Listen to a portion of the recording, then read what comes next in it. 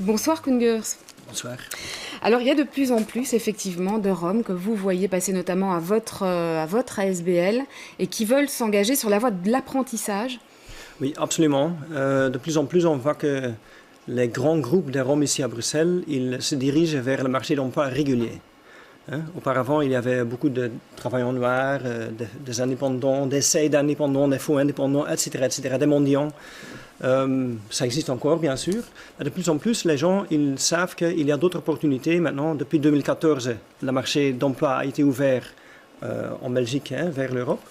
Alors, il y a plus de possibilités et maintenant, le nouveau déclic qu'on constate depuis 2 années seulement, c'est que au contraire, auparavant, il n'y avait pas question de formation, même cours de langue, c'était très difficile. Maintenant, de plus en plus, les gens, ils acceptent de suivre des parcours, des entraînements, des formations et tout.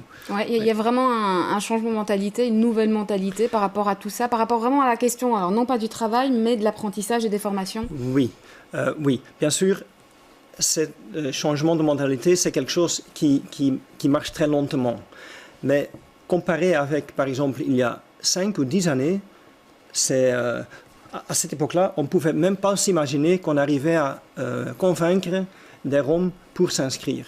Actuellement, on arrive et on voit que ceux qui suivent des trajets professionnels et qui arrivent à un emploi, ils servent comme sorte de figure exemplaire pour les autres. Et dès que les autres, ils écoutent, ils voient, même dans leur famille, ils voient leur tante ou leur oncle trouver du travail à cause de ce trajet, là, ils acceptent. Mais ils doivent d'abord le voir. Ouais, et donc c'est important d'avoir, comme vous le dites, en tout cas déjà des personnes qui sont un peu en éclaireur et qui ont déjà, eux, fait ce parcours. Oui. Quel type de formation? Est-ce que c'est d'abord toujours des formations en langue? Bien sûr, ce n'est pas nous qui nous donnons les formations, on les guide toujours vers les structures qui donnent les formations. Donc vous, avec l'ASBL Le Foyer, pour que ce soit bien clair, donc vous encadrez ces adultes qui ont envie, donc vous les aidez, vous les accompagnez, vous les conseillez aussi dans les types de formations qu'ils peuvent suivre. On élabore un plan d'action avec eux et on va voir quelle formation est-ce que vous avez besoin. Alors il y a plein de structures qui donnent des cours de langue, français, néerlandais. On commence avec ça, bien sûr.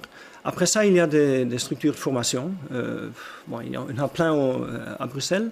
Et on essaie de voir avec eux. C'est quel type de formation? On les trouve un peu partout. Il y a l'hôtellerie, femmes de chambre, il y a magasiniers, animateurs, des chauffeurs. Bon, pas nécessairement faire une formation. Un peu de tout, quoi. Ouais, dans le bâtiment. Oui, bâtiment, oui. Ouais, qu'est-ce que ça donne finalement comme résultat? Est-ce que les parcours de formation sont suivis jusqu'au bout? Et est-ce que ça débouche sur, en effet, des emplois? C'est vrai qu'il y a aussi des gens qui commencent une formation et c'est très dur parce qu'ils n'ont pas l'habitude de suivre des cours, ils n'ont jamais été à l'école, etc. C'est très dur. On essaie de les accompagner, de les motiver, d'être aussi en contact avec le formateur pour voir comment ça marche, pour inciter celui qui est formé. Mais ceux qui arrivent au bout et qui auront une qualification, voilà, c'est 100% sûr qu'ils vont trouver du travail, et ils trouvent. Ouais. Et du côté des employeurs, parce qu'on sait que... On tient les contacts, on connaît certaines... il y a des structures qu'on connaît très bien, on tisse un peu les relations, et ça, bien sûr, ce n'est pas n'importe qui qu'on envoie, on fait aussi des sélections, et on travaille avec les gens motivés, on inscrit les gens qui sont vraiment motivés dans des cours, des formations et tout. Alors, bien sûr, il y a aussi des gens avec lesquels ça ne réussit pas. Mais avec ceux avec lesquels on réussit, bien sûr, on est content et les autres sont contents aussi parce que c'est vrai qu'avec les Roms, ça a toujours été dur et dès qu'on arrive à augmenter le niveau d'apprentissage, alors c'est un gain pour tout le monde. Ouais, et c'est aussi une nouvelle génération de Roms adultes maintenant qui s'engagent dans ces, en effet. dans ces formations. C'est lié, je voulais le lier aussi à tout le travail que vous avez mené il y a quelques années sur la scolarisation des enfants Roms, qu'on avait d'ailleurs suivi à l'époque. Oui.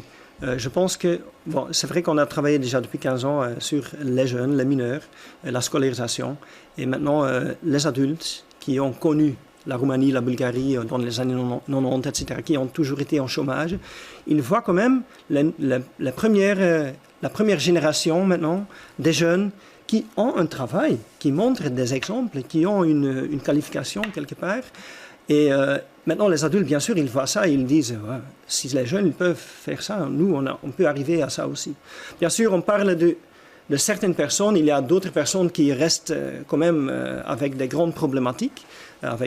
Il y a des familles sans abri, etc. Mais quand même, ça reste une minorité. Il y a beaucoup plus de Roms quand on ne va pas dans la rue, mais qui se cherchent des perspectives et qui se basent maintenant, comme vous dites, sur la jeune génération qui commence à montrer de bons exemples. Oui. Alors, on en parle à l'occasion de la Journée internationale des Roms qui a lieu lundi.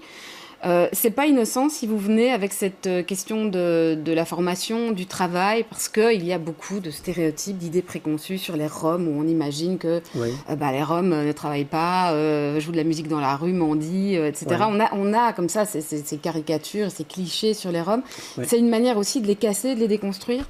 Oui, nous, on préfère toujours casser les préjugés avec des faits. Et dans notre service, on va beaucoup plus que ce que c'est visible dans la rue.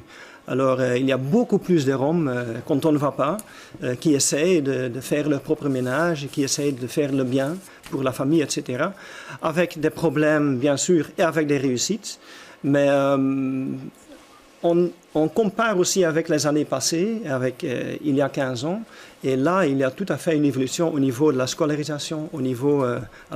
la recherche d'emploi, etc., qu'on constate. Et c'est pour ça que nous, on se base surtout sur ces faits-là, sur ces signes, pour dire, voilà, nous, on voit vraiment une évolution positive.